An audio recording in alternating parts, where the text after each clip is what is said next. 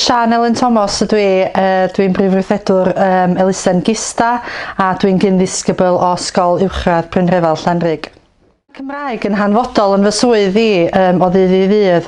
Dwi wedi cael fy lleoli yng nghanol tref Caernarfon, mae elusen Gista gyda polisi iaith Gymraeg a mae'n hanfodol bod fi'n gallu cyfathrebu yn ysgrifenedig ar lafar trwy gyfrwng Gymraeg bob dydd.